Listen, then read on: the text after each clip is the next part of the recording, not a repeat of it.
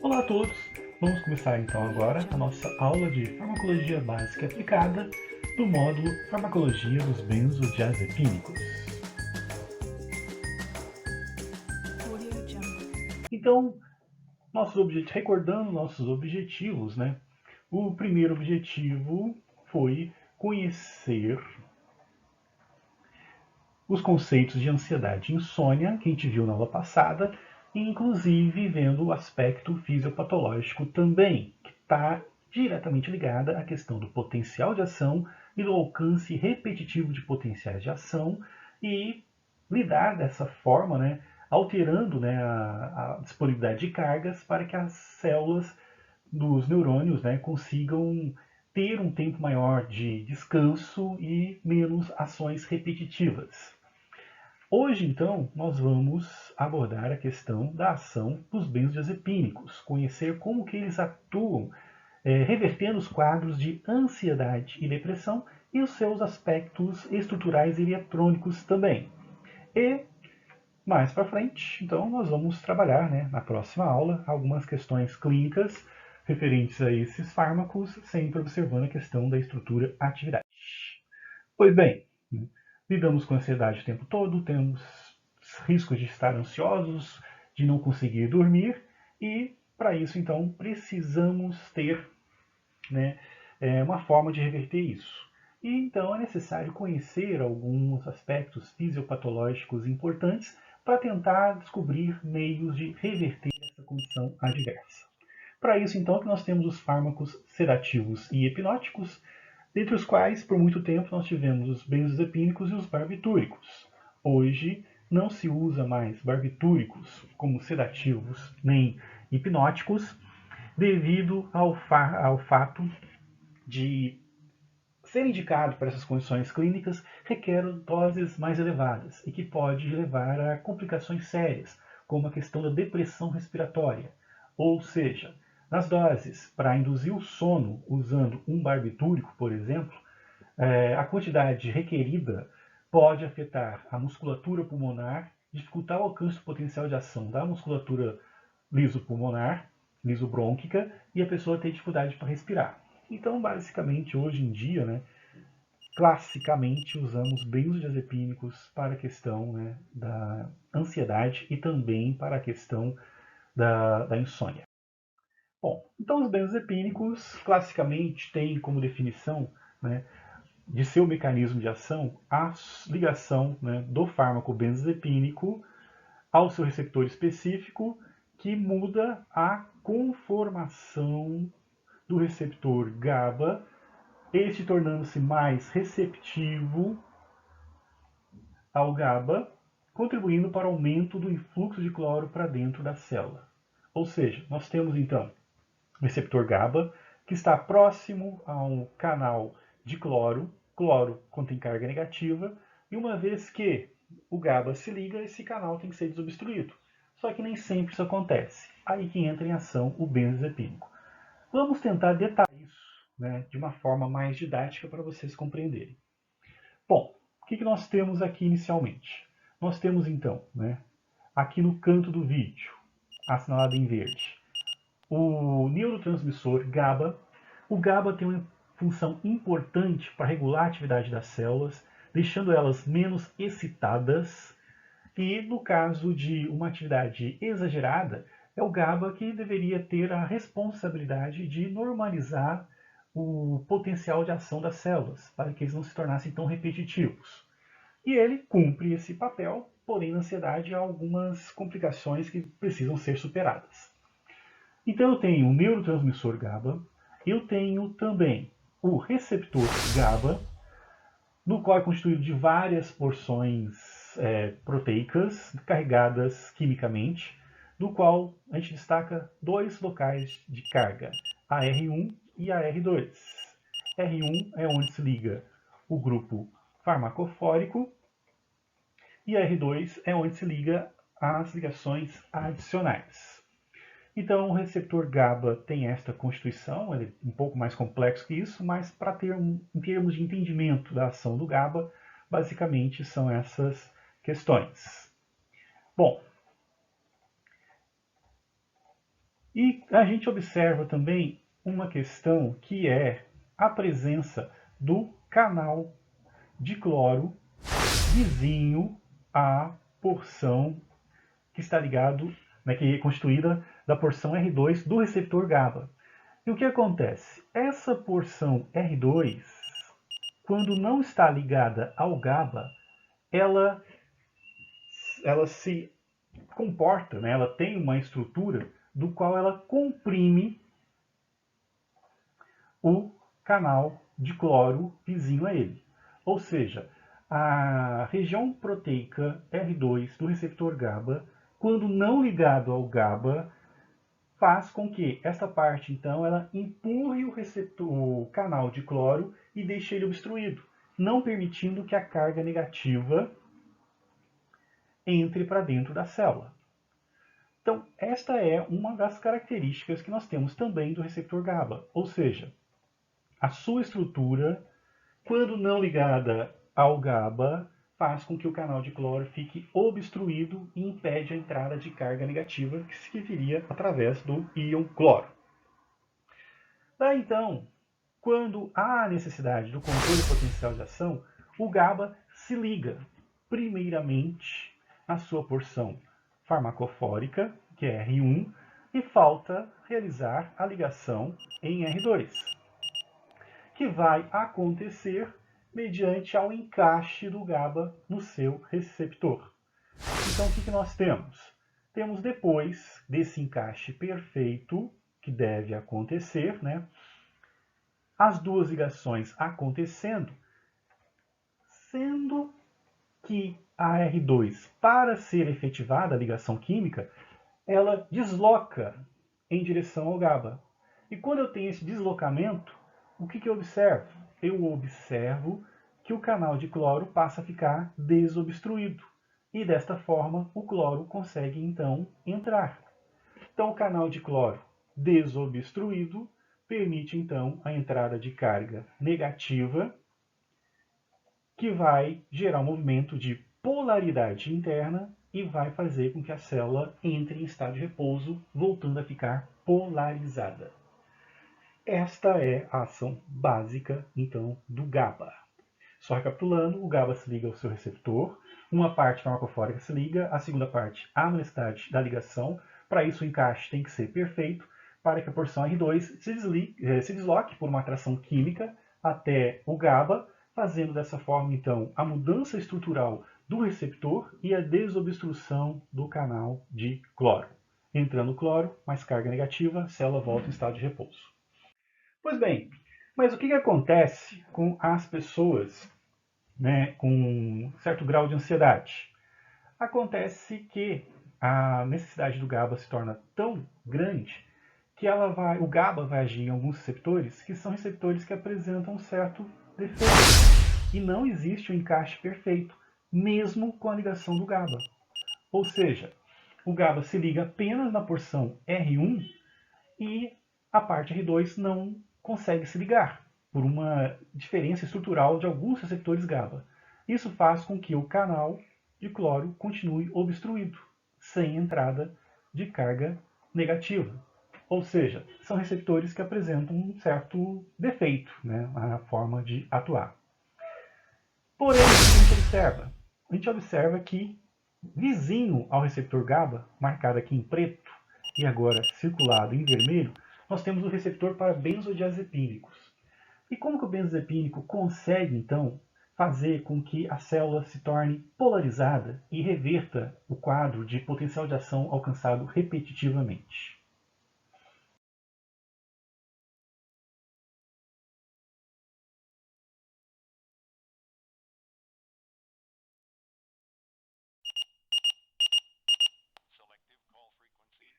Pois bem, então como o benzodiazepínico então, pode ajudar na desobstrução do canal de cloro e fazer com que a carga negativa entre, alterando o alcance repetitivo de potencial de ação?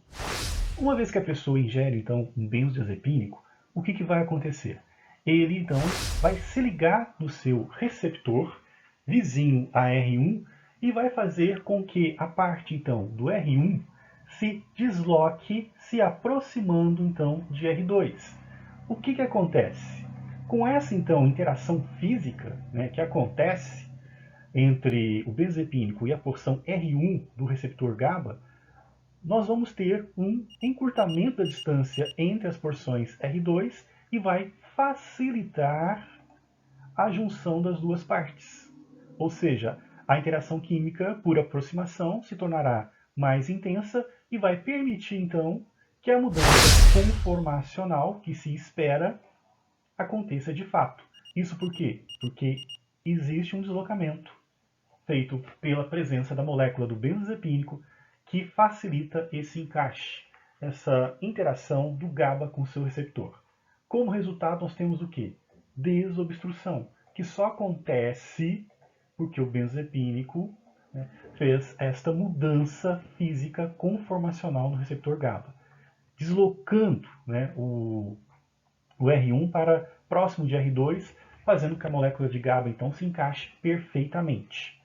Uma vez que isso acontece, então, carga negativa, o canal de cloro fica desobstruído e a carga negativa então entra, visando então dificultar, né, a despolarização que está em curso.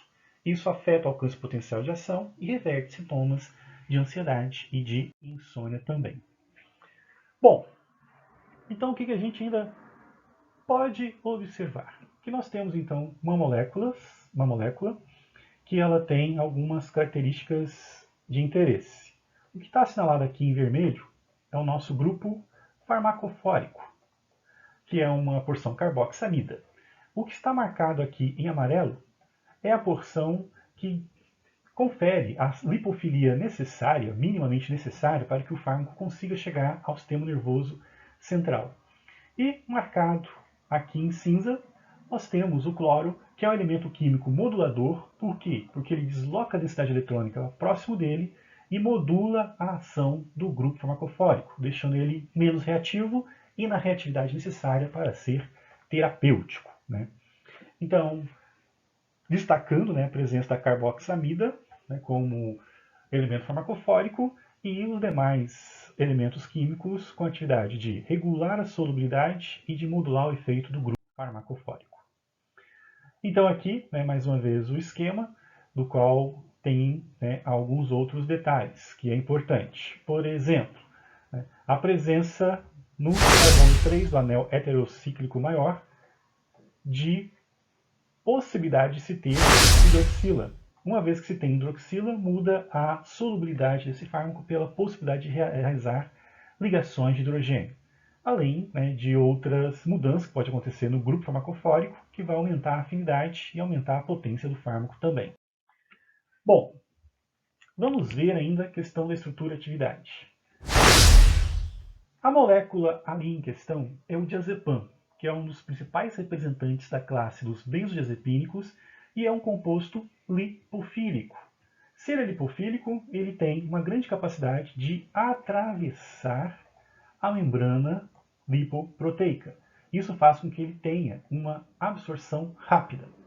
Além disso, o fato de ser lipofílico faz com que ele também consiga penetrar de forma eficiente na barreira hematocefálica e chegar ao local de ação que eu desejo, que são as células do neurônio, para fazer o efeito que eu preciso.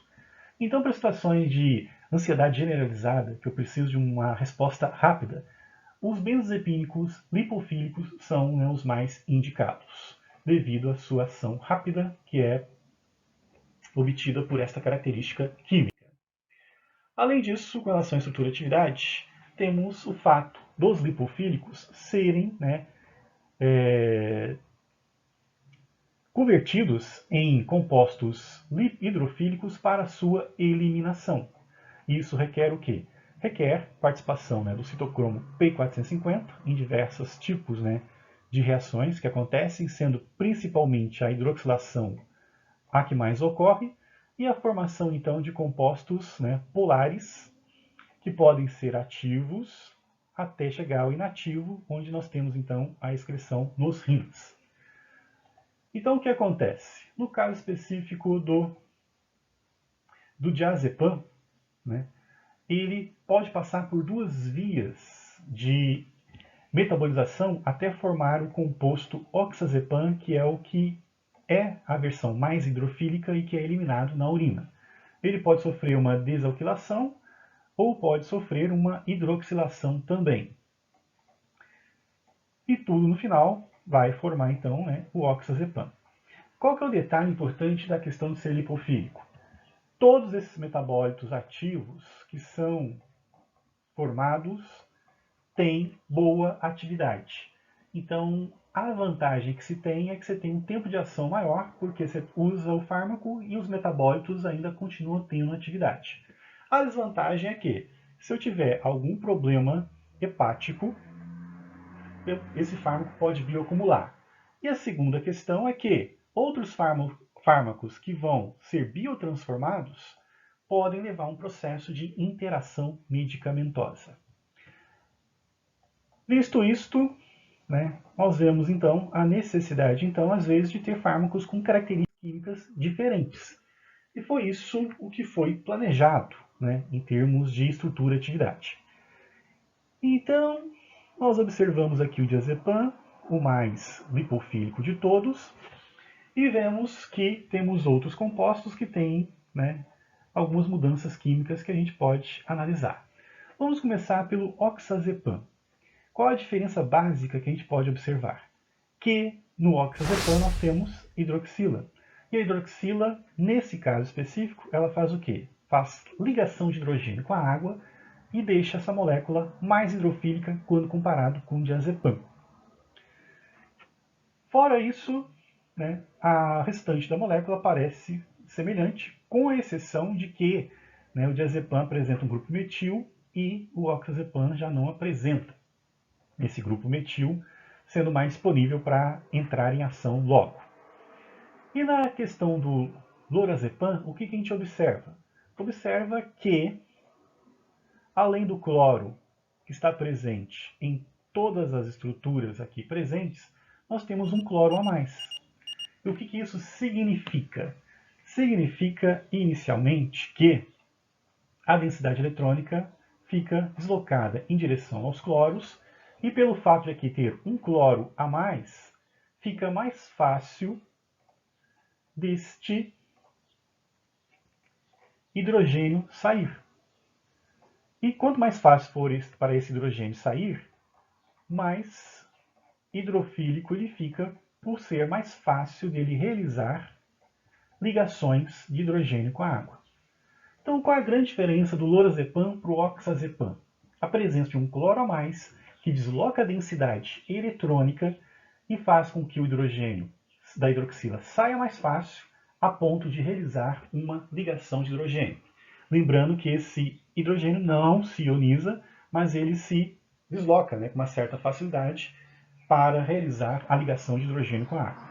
Então nós temos aqui uma situação onde, né, o mais hidrofílico de todos é o lorazepam, o oxazepam seria um intermediário e o diazepam, no caso, o mais lipofílico.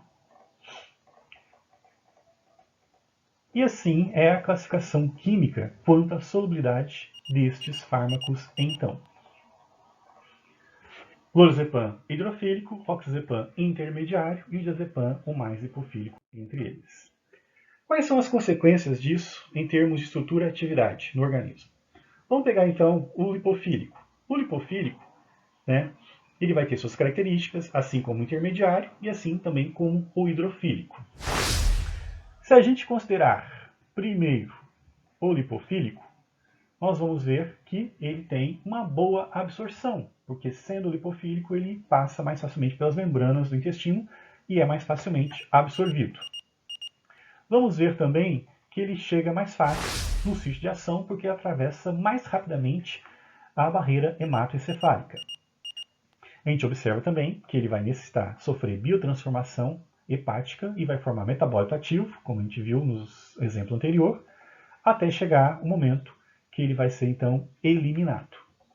Isso confere ao fármaco então início de ação rápido, tempo de meia-vida prolongado, risco de bioacumulação, caso o fígado esteja debilitado, e risco de interação medicamentosa, se for usado concomitantemente com medicamentos que também dependem do fígado para ser metabolizado. Então essas são as características, né, principais e básicas atribuídas aos benzodiazepínicos lipofílicos. Temos então os intermediários também. No caso do intermediário, nós temos uma absorção um pouco comprometida quando comparado com os lipofílicos. Temos a chegada ao sítio de ação um pouco mais lenta quando comparado com os lipofílicos. Temos menor metabolização hepática, formação de menos metabólitos ativos e uma excreção mais facilitada. Temos então, nesta condição envolvendo então o intermediário, algumas características que trazem algumas vantagens, como menor chance de interação medicamentosa, maior facilidade de excreção, não efeito residual no dia seguinte por formar menos metabólito ativo, mas também, né, tem a desvantagem do tempo o início de ação ser mais demorado. Então, dependendo do grau de ansiedade, não seria útil. Para uma insônia inicial, como a gente viu, né, tempos atrás ali, também não seria interessante, porque ele demoraria muito para fazer o efeito. Então, essas são algumas características atribuídas à estrutura e atividade, né, dos que apresentam solubilidade intermediária. E chegamos, né, aos hidrofílicos. No caso hidrofílico, sua absorção é mais demorada. Isso não confere uma vantagem para algumas indicações clínicas, como ansiedade intensa, seria mais indicado uma ansiedade mais leve. Consequentemente, chega de forma mais demorada ao sistema nervoso central, por dificuldade de passar pela barreira hematocefálica. Não precisa sofrer metabolização hepática e a eliminação é mais rápida, o que traz vantagens para uso em pacientes com problemas hepáticos. Um paciente que tem uma doença no fígado, ou mesmo um paciente com idade mais avançada com o fígado debilitado, esse seria o fármaco mais útil. E o fato de não formar metabólito ativo também traz a vantagem de não causar efeito residual no dia seguinte. Bom, no ambiente virtual tem uns exercícios a serem feitos e somente algumas dicas importantes, tá? Com relação a riscos de interação medicamentosa, a questão, né, envolvendo, né, efeitos residuais, que pode ser devido à questão química do fármaco, além de outras situações que estão presentes aqui. Tentem fazer os exercícios e a gente vai conversando sobre eles durante a aula virtual, ok? Então, já vimos os conceitos de insônias, hoje nós vimos insônia e ansiedade, hoje vimos a forma de ação dos benzodiazepínicos. Próxima aula, nós vamos ver o manejo clínico. Qualquer dúvida, é só entrar em contato.